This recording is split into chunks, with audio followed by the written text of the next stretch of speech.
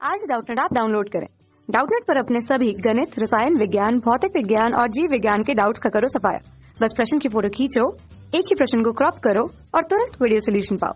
अभी डाउनलोड करें। इस प्रश्न में दिया गया है एक त्रिभुज ABC की भुजाओं BC तथा AC की लंबाइयों का इस त्रिभुज के परिवृत्त की त्रिज्या के साथ अनुपात क्रमशः 2 तथा 3/2 है। यदि अंतः कोणों B तथा C के समद्विभाजकों की लंबाइयों का अनुपात अल्फा वर्गमूल अल्फा घटा 1 बटे बीटा वर्गमूल गामा है, जहां अल्फा बीटा गामा सभी प्राकृत संख्याएं हैं, तो अल्फा जमा बीटा जमा गामा का मान ज्ञात कीजिए। हम इसमें प्रयोग कर लेंगे साइन सूत्र का, जो कि इस प्रकार होता है A बटे साइन A बराबर B बटे साइन B बराबर C बटे साइन C और बराबर होता है 2R। और यहाँ R क्या है? परिवृत्त की त्रिज्या। अब यदि हम यहाँ से देखें तो हमें क्या दिया गया है? BC और परिवृत्त की त्रिज्या R, उनका अनुपात 2 है। अब BC का मतलब यहाँ पे क्या होता है? A और AC का मतलब B। तो A के साथ R का जो अनुपात है वो हमें दिया हुआ है 2 के बराबर। तो इस प्रकार यहाँ से यदि हम देखें तो A बटे R क्या आ जाएगा? इसके साथ इसको लें तो यहाँ से A बटे R का मान आ जाता है 2 साइन A। और इसी प्रकार B के साथ यहाँ से R का अनुपात निकालें तो B बटे R बराबर क्या आ जाएगा? 2 साइन B। और इसका मान हमें दिया है 2 के बराबर और इसका मान दिया है 3/2। तो यहाँ से हमें साइन A बराबर 1 मिलेगा और यहाँ से साइन B बराबर 3/4। तो इस प्रकार यहाँ से कोण A बराबर 90 डिग्री हो गया। तो इससे हमें क्या मिला कि यह त्रिभुज एक समकोण त्रिभुज है जिसमें कोण A 90 डिग्री है। तो ये A हो गया, इसे B मान लेते हैं, इसे C मान लेते हैं। ये भुजा A हो जाएगी, ये भुजा B हो जाएगी, ये C हो जाएगी। साइन B का मतलब यहाँ पे क्या हुआ? लंब बटे कर्ण, मतलब B बटे A बराबर 3/4। और यदि पाइथागोरस प्रमेय का प्रयोग करके हम C देखें तो वो क्या हो जाएगी? उसका अनुपात क्या हो जाएगा? A अनुपात B अनुपात C। A हो गया हमारे पास 4, B का अनुपात हो गया 3 और C का अनुपात क्या आ जाएगा?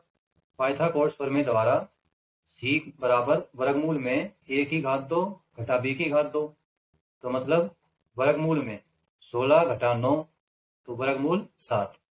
इस प्रकार तीनों भुजाओं का मान हम अनुपात में यहाँ से इस प्रकार ले सकते हैं। तो अब हम इन्हें मान लेते हैं 4 के, 3 के और वर्गमूल 7 के। ये तीनों भुजाएं हमने मान ली। अब हम यदि ध्यानपूर्वक देखें तो हमें क्या बोला गया है? अंतः कोणों B और C के समद्विभाजकों की लंबाइयों का अनुपात। तो B के कोण का, अंतः कोण का समद्विभाजक हम बनाएं तो इस प्रकार हम इसे मान लेते हैं यहाँ पे D बिंदु, BD हो गया। यहाँ से ये कोण समद्विभाजक है। और इसी प्रकार कोण C का, उसे हम मान लेते हैं CF। ये BD हो गया, ये CF हो गया, ये भी कोण का समद्विभाजक है, कोण C का। अब हम कोण समद्विभाजक की लंबाई ज्ञात करने का सूत्र प्रयोग करेंगे। सबसे पहले BD की लंबाई, तो उसके लिए सूत्र क्या होगा हमारे पास? वर्गमूल में A गुणा C ब्रैकेट 1 घटा B की घात 2 A जमा C का पूर्ण वर्ग। और इसी प्रकार CF जो कोण समद्विभाजक है उसके लिए भी वर्गमूल में A गुणा B ब्रैकेट 1 घटा C की घात 2 बटे में A जमा B उसका वर्ग। जैसा कि प्रश्न में हमें इनका अनुपात दिया गया है तो हम पहले यहाँ से इन दोनों का अनुपात ज्ञात करेंगे। BD बटे CF बराबर वर्गमूल में AC ब्रैकेट 1 घटा B की घात 2 बटे में A जमा C उसकी घात 2 और इस पूरे के बटे में AB 1 घटा C की घात 2 बटे में A जमा B और उसकी घात 2। यदि हम इसमें A, B और C का मान यदि रखें तो क्या होगा?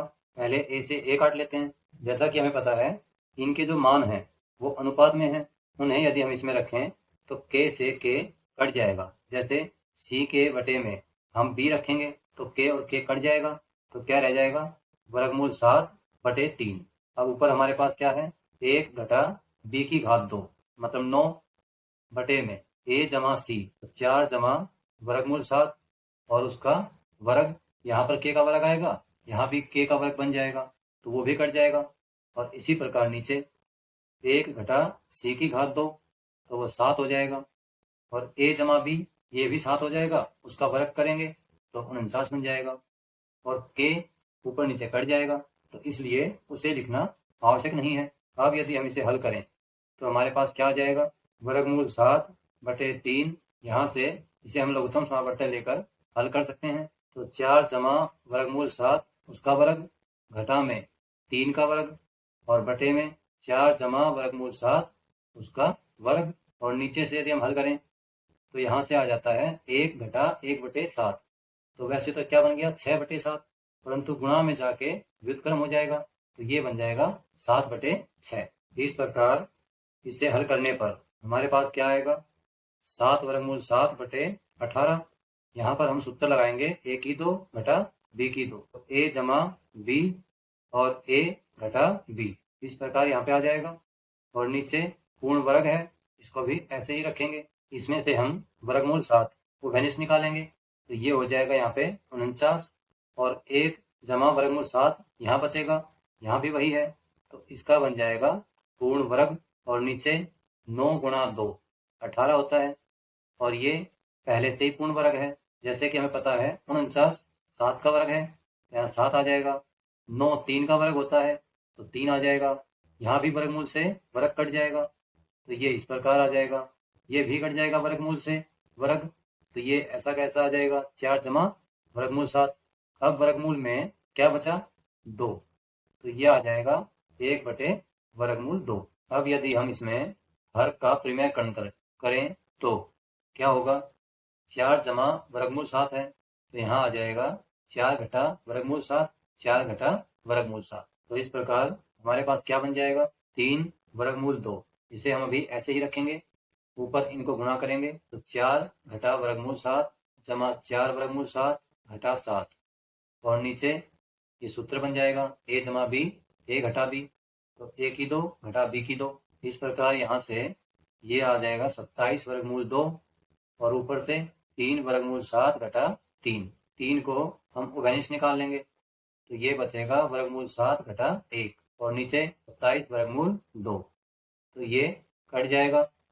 और अब जो हमारे पास यहाँ पर अनुपात आया है वो प्रश्न में दिए गए अनुपात से बिल्कुल मिलता है, मतलब उसकी तुलना करें तो ये हमारे पास कुछ इस प्रकार बन गया है जैसा प्रश्न में लिखा था, अल्फा ब्रैकेट में वर्गमूल अल्फा घटा 1 बटे में बीटा वर्गमूल गामा। तो यहाँ से यदि हम तुलना करें तो अल्फा बराबर 7, बीटा बराबर 9 और गामा बराबर 2, और हमें क्या निकालना है, इन सभी का जोड़, तो वो कितना आ जाएगा 18, जो कि प्रश्न में हमसे पूछा गया था, इन सभी के जोड़ का मान। कक्षा 6 से 12वीं से लेकर नीट, IIT, JEE वो एडवांस के लेवल तक 1 करोड़ से ज्यादा छात्रों का भरोसा। आज ही डाउनलोड करें डाउटनेट ऐप या व्हाट्सएप करें अपने सारे डाउट्स 8400 400 400 पर।